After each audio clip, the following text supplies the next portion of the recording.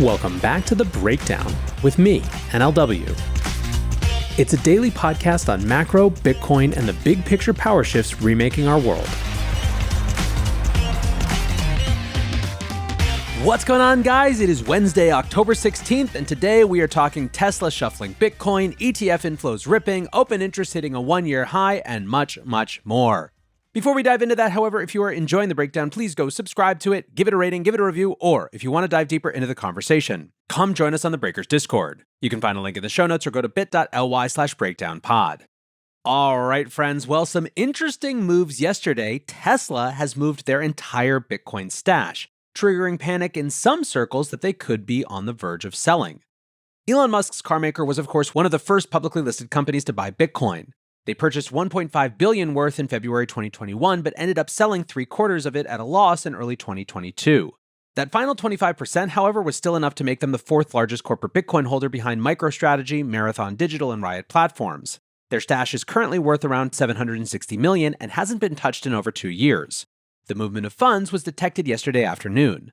Tesla sent a series of test transactions to previously unknown wallets. Over the next couple of hours, they transferred the entire stack across 7 different wallets.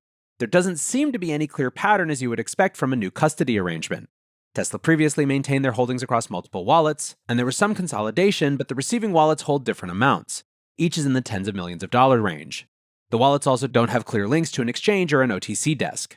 One thing that was nice to see is that Bitcoin's price barely flinched on the news, suggesting the current bullish sentiment isn't easily spooked. Still, when you look on crypto Twitter, the sentiment was a little bit mixed. There were a ton of freakouts, exemplified by Jacob King's tweet, "Tesla has just moved a massive $760 million worth of Bitcoin in an OTC deal. Looks like they're dumping." When asked for proof, he commented that a more reasonable take doesn't get the clicks, which is in and of itself an indictment of the nature of discourse today. Others, though, simply question the timing and optics. Felix Javin, host of the Forward Guidance podcast, tweeted, "Why would Elon, a major endorser of Trump's campaign, which is very pro-crypto, decide to nuke Tesla Bitcoin holdings 30 days before the election? Significant lack of critical thinking going on here." Now, I'm not sure if the significant lack of critical thinking is on the part of Elon selling Bitcoin into that situation, or on the part of all the hot takers on Twitter who thought that he would be selling Bitcoin.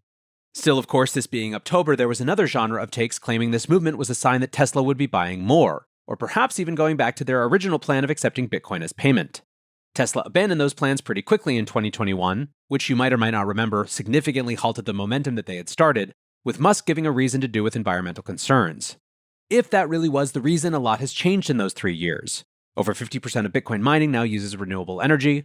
BlackRock, who controls a large chunk of voting rights over Tesla, have also made a hard pivot away from ESG and towards Bitcoin. Ultimately, we don't know what happened, but this is a serious chunk of Bitcoin being moved around that we'll need to keep an eye on. Speaking of big chunks of Bitcoin, ETF inflows have picked up massively over the past few days. Friday saw $253 million worth of inflows, breaking a 3-day losing streak. Monday was even better, notching up $555 million, the largest single-day flow since June. Tuesday was a little more subdued, with just $371 million worth of inflows. However, BlackRock did put up their strongest day in over 10 weeks, dragging in $288 million by themselves. In other words, even if Musk has sold the entire Tesla stack, ETF inflows have more than made up for it over the past week. Now, there is a ton of noise in this signal. Some amount of the interest is from hedge funds putting on market-neutral basis trades. There's also long-term investors shifting their on-chain Bitcoin across to the ETFs. Still, the relative size of the Bitcoin market has changed to the point where Tesla could liquidate $760 million and it wouldn't be earth-shattering news. David Duong, Coinbase's head of institutional research, highlighted this change in a report earlier this week. He wrote, "From the runaway success of spot ETFs to the spike in on-chain activity to the upswing in trading volumes, it's clear that markets have grown deeper, more liquid, more sophisticated, and more accessible." The report's key finding was that Bitcoin's 3-month price volatility is currently sitting at 60% compared to a peak of 130% in 2021. The summer was obviously a relatively calm period in Bitcoin's history, but even the spikes earlier this year were much less volatile than previous cycles. As for the marginal buyer of the ETFs, Nate Garassi thinks there's only one explanation. Regarding Monday's flows, he tweeted, "Monster day for spot Bitcoin ETFs, $555 million in inflows, now approaching $20 billion net inflows in 10 months. Simply ridiculous and blows away every pre-launch demand estimate. This is not degen retail money in my opinion. It's advisors and institutional investors continuing to slowly adopt." This episode of The Breakdown is brought to you by ExSat Network. As regular listeners know, one of the things that I think is really exciting right now is all of the new builder energy around Bitcoin, and ExSat Network is a great example of that. ExSat Network utilizes a combined consensus mechanism of POW and POS, enabling miners to earn revenue and stakers to earn Bitcoin yield.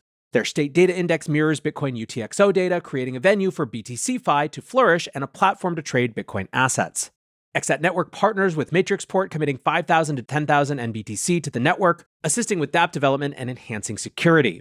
Ultimately, the goal is for ExSat Network's decentralized asset custody to enable you to earn Bitcoin yield without sacrificing security or transparency. The ExSat Network aims to unlock and scale the Bitcoin ecosystem without compromising Bitcoin ideology. Check out exsat.network or follow ExSat on Twitter at ExSatNetwork, that's ExSatNetwork, and unlock Bitcoin DeFi with ExSat. Now, Bitcoin futures markets are also on fire, surging towards all-time highs in open interest.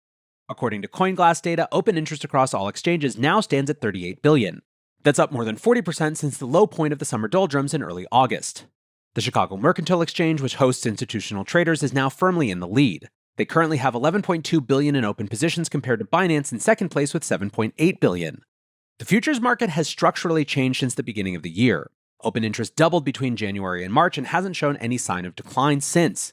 Even the low point in August was larger than the twin peaks of the 2021 cycle. Despite the surge of open interest, the futures premium paid by longs is still relatively subdued. It's currently around 10% on an annualized basis, elevated but nowhere near levels that would indicate a red-hot bull market. This suggests that a ton of open interest is traders going short against spot holdings as a market-neutral way to capture the premium. In other words, we're not yet at the point where speculative leveraged traders are willing to pay up big to go long. Another interesting market structure change for this cycle is a huge shift to using cash collateral. During the last cycle, many traders were leveraging up on spot Bitcoin, amplifying their gains but making the liquidation cascades even more likely. Now those highly risky positions have been trimmed to represent just 20% of the futures market. James Van Straten, the head of research at CoinDesk, wrote, "Cash margin contracts are relatively less vulnerable to forced liquidations and breed less volatility. Ultimately, this could provide a more sustainable bull run moving into 2025. Standard Chartered believes this current Bitcoin push leads straight back to all-time highs. In a Tuesday research note, bank analysts wrote, "For Bitcoin, the combined factors mean a bleed up toward an all-time high of 73,800 looks likely pre-election." The note pointed out a steeping Treasury yield curve, renewed enthusiasm for the Bitcoin ETFs, and the rising likelihood of a Trump victory. Perhaps more important than Trump being sworn into office next year are the chances that Congress flips red.